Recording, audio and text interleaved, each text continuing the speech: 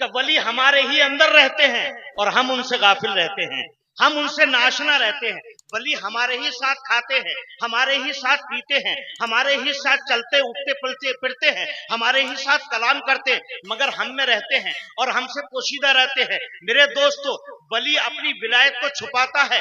میرے عزیزو، حضرت مخدوم صاحب فرماتے ہیں، سید احمد جان چشتی رحمت اللہ علیہ نے اپنی ساری زندگی لکڑیاں بین کر لاتے تھے، رات کو روٹی پکا کھاتے تھے، لیکن توے کی سیاہی کو کبھی صاف نہیں کیا۔ جب ان کے وصال کا وقت قریب آیا، اپنے مریدین مصاحبین کو بلایا، کہا دیکھو اب مجھے ایسا لگتا ہے کہ اب قبر مجھ سے قریب ہو رہی ہے، اب میرے دنیا سے جانے کا وقت آ گیا ہے۔ دیکھو ایسا کرنا، جب میرا انتقال ہو جائے تو یہ توے کی سیاہی جو ہے اس کو چھٹا کر کے اس کو میرے چہرے پر مل دینا، اور یہ جو زنجیر رکھی ہے اس سے مجھے باندھنا، کیونکہ میں اس قابل نہیں ہوں کہ اپنے رب کو یہ گناہگار چہرہ دکھاؤں، میں اس قابل نہیں ہوں کہ مسلمانوں کے کندھے پر سواری کروں، بلکہ تم زنجیر سے میرے جسم کو پکڑ باندھ کر قبرستان تک کھینچ کر لے جانا، میں مسلمانوں کے کندھے پر جانے کے لائق نہیں۔ عزیزان ملت اسلامیہ، حضرت مخدوم سلطان سید اشرف جہانگیر سمنانی رضی اللہ تعالیٰ عنہ آگے بیان فرماتے ہیں کہ سید احمد جان چشتی لوگوں کے درمیان رہے،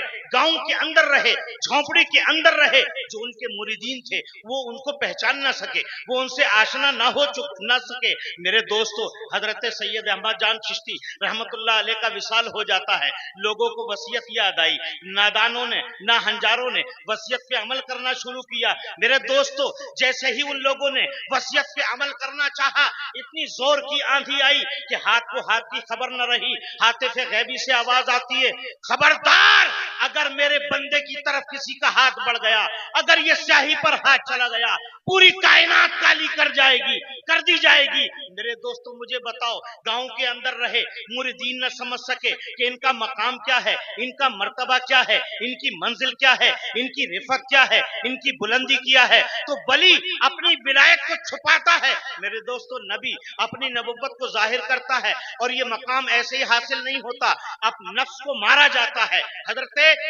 بحر الحق میں یہ بھی وضاحت کی ہے کہ ولی وہ ہوتا ہے جو نفس کا دشمن ہوتا ہے۔ کہ چھوچا شریف کے علاقے میں ایک جگہ کا نام ہے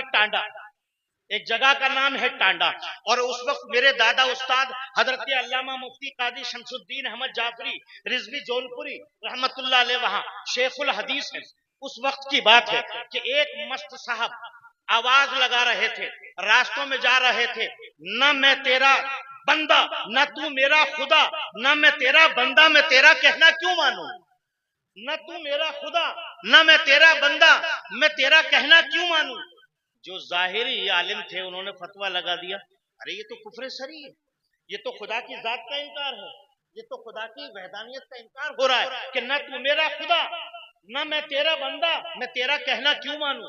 لوگوں نے فتویٰ لگا دیا، لیکن جو پڑھے لکھے لوگ ہوتے ہیں نا وہ جلدی فتویٰ نہیں دیتے، وہ تحقیق کرتے ہیں، بہت چھانبین کی ضرورت ہے۔ مست صاحب کہہ رہے ہیں کیا، نہ میں تیرا بندہ نہ تو میرا خدا میں تیرا کہنا کیوں مانوں۔ مفتی صاحب کے پاس پہنچے لوگ، حضرت فتویٰ دیجئے۔ مست صاحب کہہ رہے ہیں کہ نہ تو میرا خدا نہ میں تیرا بندہ میں تیرا کہنا کیوں مانوں۔ کہا فتویٰ بعد میں دوں گا، پہلے مست کو لائیے، فتویٰ بعد میں لیجئے۔ مست صاحب آئے، کہا شاہ صاحب کیا کہہ رہے تھے ذرا بتائیں گے؟ بولے حضرت یہ ایک راز ہے، راز رہنے دیجئے، یہ میرے اور میرے رب کے درمیان ایک راز ہے۔ کہا نہیں، آپ کو بتانا ہوگا۔ کیا مقصد ہے؟ اس لیے میں کہتا ہوں کہ مفتی کو فتویٰ دینے سے پہلے بڑی چھان بین کرنے کی ضرورت ہے، ایک دم فتویٰ نہیں دیا جاتا۔ شاہ صاحب سے پوچھا، شاہ صاحب آپ کہنا کیا چاہتے ہیں؟ کہا حضرت یہ ایک راز ہے، میں 3 دن سے بھوکا ہوں، 3 دن سے پیاسا ہوں، میرے نفس کو میں نفس کشی کر رہا ہوں، مجھے بھوک لگی ہے 3 دن سے، نہ میں نے کھانا کھایا نہ میں نے پانی پیا، اور میرا نفس کہتا ہے کھا کھا کھا پی پی، نہ میں پانی پی رہا ہوں نہ میں کھانا کھا رہا ہوں۔ میں اپنے نفس سے کہتا ہوں نہ تو میرا خدا نہ میں تیرا بندہ میں تیرا کہنا کیوں مانوں۔ عزیزان ملت اسلامیہ، اب لوگوں کی سمجھ میں آیا، جن لوگوں نے فتویٰ دیا تھا واپس لے لیا۔ معلوم یہ ہوا کہ ولی وہ ہوتا ہے جو نفس کا دشمن ہوتا ہے، نفس سے دشمنی جو کرتا ہے وہ خدا کا ولی ہوا کرتا ہے۔ اس موقع پر مجھے حضرت خواجہ محبوب الہی نظام الدین اولیاء کا واقعہ بھی یاد آ گیا۔ سلسلہ برسبیل تذکرہ، یہ بات بھی آپ کو ذہن گوش گزار کر دوں کہ آپ لوگ ولیوں کو ایک ذہن بنا رکھا ہے پبلک نے، جو کرامت دکھائے وہ ولی ہوتا ہے، اب جو کرامت نہ دکھائے وہ ولی نہیں ہوتا۔ یہ محض غلط فہمی ہے۔ یہی غلط فہمی حضرت جنید بغدادی رضی اللہ تعالیٰ عنہ کے زمانے میں ہوئی تھی۔ ایک مرید گیا مرید ہونے کی نیت سے، کافی عرصہ ہو گیا، اچانک بستر سمیٹا وہ جانے لگا، حضرت اجازت دیجیے۔ حضرت نے کہا بھائی تم نے نہ آنے کا مقصد بتایا نہ جانے کی غرض، اچانک آئے اور جانے لگے۔ کہا حضرت آیا تو مرید ہونے کے لیے تھا لیکن دل جھک نہ سکا آپ کی طرف۔ کہا کیا مطلب؟ کہا کوئی بات دیکھ کر کے دل جھک جاتا، میں آپ کا مرید ہو جاتا، دل گوارا نہ کرا، اس لیے اجازت دیجیے میں جا رہا ہوں۔ کہا کیا کہنا چاہتے ہو؟ کہا حضور میں نے اس عرصے میں کوئی کرامت نہیں دیکھی۔ ہاں یہ تو سچ ہے کہ تم نے ہمیں ہوا میں اڑتے ہوئے نہیں دیکھا، یہ تو سچ ہے کہ دریا پر مسلح بچھا کر نماز پڑھتے نہیں دیکھا، مگر میرے پیارے عزیز ایک بات بتاؤ، اس پوری زندگی میں جتنے دن تم میری خانقاہ میں رہے، کیا کبھی میرا کوئی عمل سنت رسول کے خلاف دیکھا؟ سنت مصطفیٰ کے خلاف بھی کوئی میرا عمل دیکھا؟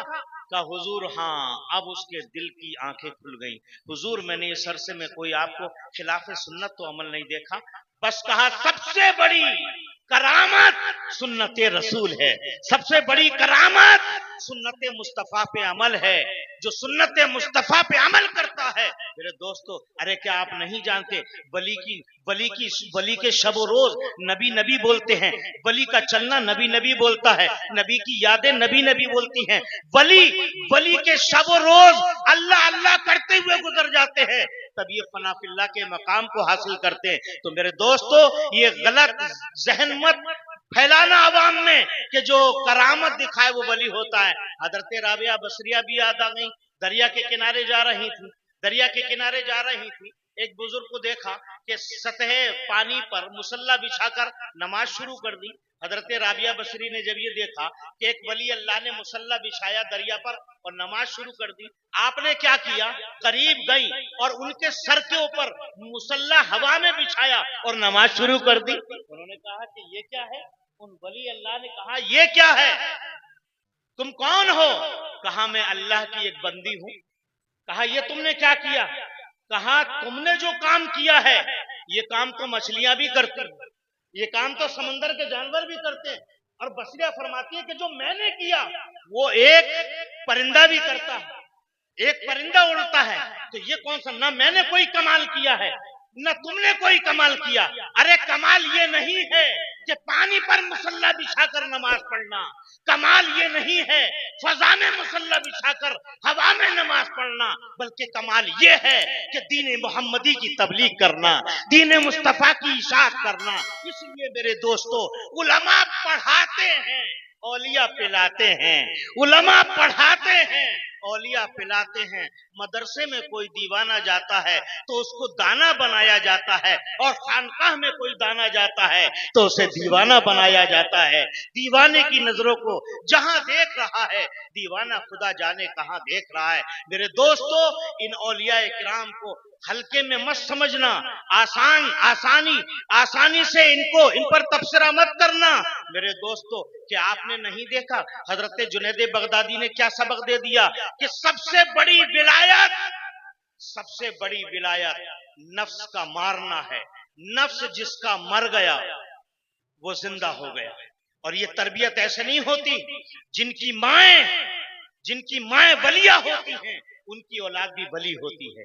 حضرت مخدوم سلطان سید اشرف جہانگیر سمنانی رضی اللہ تعالیٰ عنہ نے سلطنت کیوں چھوڑی؟ سمنا کا تخت چھوڑ کے غوث الورا ہوئے، سمنا کا تخت چھوڑ کر غوث الورا ہوئے، یوں سلطنت کے ترک نے سلطان بنا دیا۔ ارے جب ان کی نظر پڑ جاتی ہے تو یہ ڈھیلے کو بھی سونا بنا دیا کرتے ہیں۔ اس لیے میرے دوستو ان اولیاء کرام کی نظر حضرت مخدوم سلطان سید اشرف جہانگیر سمنانی رضی اللہ تعالیٰ عنہ کے بھانجے سیدنا عبد الرزاق نور العین آج کی چھوچے میں جو اولاد ہے انہی کی اولاد ہے. حضرت سیدنا عبد الرزاق نور العین رضی اللہ تعالیٰ عنہ، یہ آج جو سادات اشرفیہ